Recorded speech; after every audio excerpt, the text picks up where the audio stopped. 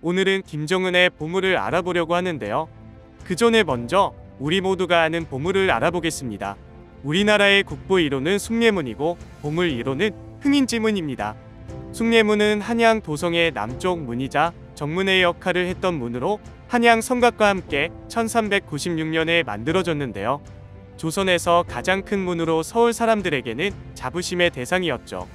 흥인지문은 수도 서울의 동쪽 관문으로 조선의 태조 이성계가 수도를 방위하기 위하여 도성을 축성할 때 함께 건설된 문입니다. 여기서 숭례문은 1962년 12월 20일에 국보 1호로 지정되어집니다. 흥인지문은 태조 5년인 1396년 9월에 건설되어 현재까지 590년간 내려오는 동안 수차례에 걸친 수축과 개축이 있었으나 그 원형만은 현재까지 보존되고 있는데요. 이러한 이유로 보물 1호로 지정되었습니다. 그렇다면 북한의 국보 1호와 보물 1호는 무엇일까요? 많은 사람들에게 생소하게 느껴질 수 있을 것 같은데요. 북한의 국보 1호는 평양성이고 보물 1호는 평양종이라고 합니다. 지금부터 평양성과 평양종에 대해서 한번 살펴보겠습니다. 평양시 중구역에 있는 평양성은 약 552에서 586년의 유적인데요. 과거의 평양성은 고구려의 수도성이었습니다. 고구려는 246년 위나라와 싸우면서 수도성인 환도성이 무너지자 이듬해 평양 대성산을 중심으로 성을 쌓고 종묘와 사직을 이곳으로 옮겼습니다. 국내성에서 평양성으로 천도한 후인 552에서 586년에는 새 도성을 쌓고 다시 수도를 이곳으로 옮겼는데 이것이 평양성이죠. 평양성의 성벽 둘레는 16km, 총 길이 23km, 성 안의 총 길이는 11.85제곱킬로미터이며 성은 내성, 외성, 중성, 북성으로 나뉘어져 있다고 합니다. 여기서 내성은 궁성이고 중성은 중앙 관청들이 있는 황성, 외성은 주민 거주 지역이었다고 하네요. 이때 평양성에는 7개의 장대가 있었는데 이 중 대표적인 것은 내성의 을밀대와 북성의 최승대입니다. 과거의 평양성은 고구려 승려신성이 문을 열어주지 않으면 절대 들어갈 수 없었을 만큼 그 위험이 대단했다고 하는데요. 북한은 1999년 1월 21일 최고인민회의 상임위원회 정령 제372호에 따라 문화유물보호법을 개정하면서 국보 1호를 대동문에서 평양성으로 바꾸게 되었습니다. 북한의 보물 1호인 평양종은 평양시 중구역 대동문동에 위치하고 있는데요. 높이 254cm, 입질은 163cm로서 개성의 연복사종, 강원도 평창의 상원사동종, 경주의 성덕대왕 신종, 천안의 성거산 천흥사동종과 함께 우리나라 5대 명종의 하나에 꼽히고 있습니다. 평양종을 자세히 살펴보면 꼭대기 육류의 청룡과 황룡의 모습이 표현되어 있는데요. 그 형상이 마치 살아있는 것처럼 생생합니다. 또한 종의 몸통 가운데에는 굵은 선을 3줄 두르고 그 아래 위로 보살상과 사천왕상, 팔괘, 구름 등의 무늬가 정교하게 새겨 있는데요. 하단에는 종을 주조하게 된 내력을 새긴 명문이 있습니다. 이처럼 평양종은 명종이라고 불려도 과언이 아닌 만큼 그 위엄이 대단한데요.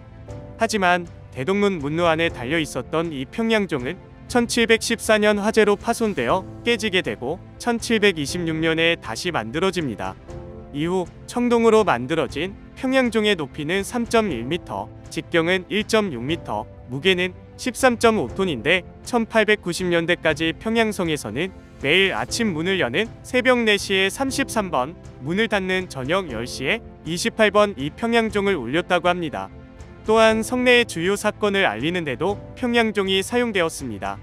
북한에서는 이러한 평양종을 국보 문화유물 제23호로 지정했는데요.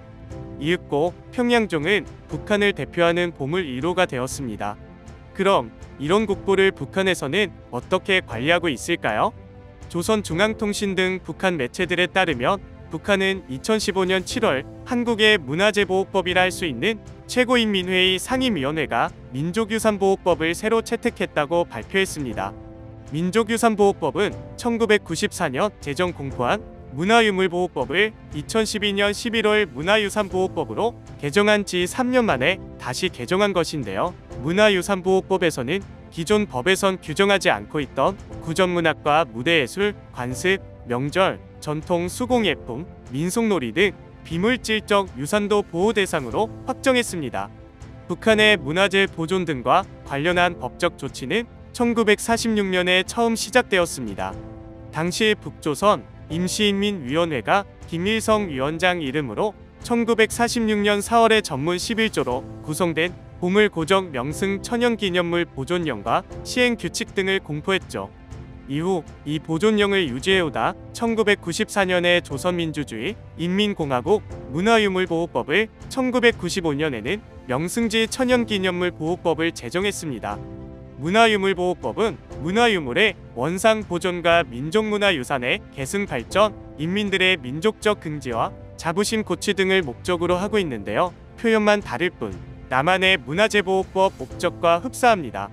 북한에는 또 김일성 교시 유적이 있는 것으로 알려지고 있습니다. 문화유물보호법에 따르면 북한은 문화유물을 역사적 의의와 고용예술적 가치 등에 따라 국보 문화유물, 준국보 문화유물, 일반 문화유물로 분류하고 있습니다. 국보와 준국보의 평가는 내각이 하고 일반 문화유물은 중앙문화유물지도 기관이 평가하도록 규정하죠. 북한의 국보 문화유물, 준국보 문화유물, 일반 문화유물, 명승지와 천연기념물 등 지정문화재는 그 숫자가 우리나라보다 훨씬 적은 것으로 알려져 있습니다. 우리나라는 국보와 보물, 시도지정 문화재 등을 합하면 모두 1만 건이 넘는 반면 북한의 지정문화재는 2008년 기준으로 국보 문화유물 193건, 명승지 223건 등 모두 4,800여 건인 것으로 파악됩니다.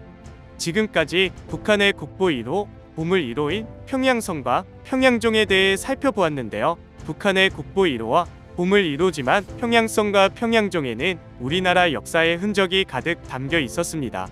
이것을 통해 다시 한번 남북이 하나라는 것을 실감할 수 있는데요. 만약 통일이 된다면 우리 모두 평양성을 방문해 볼 수 있겠죠?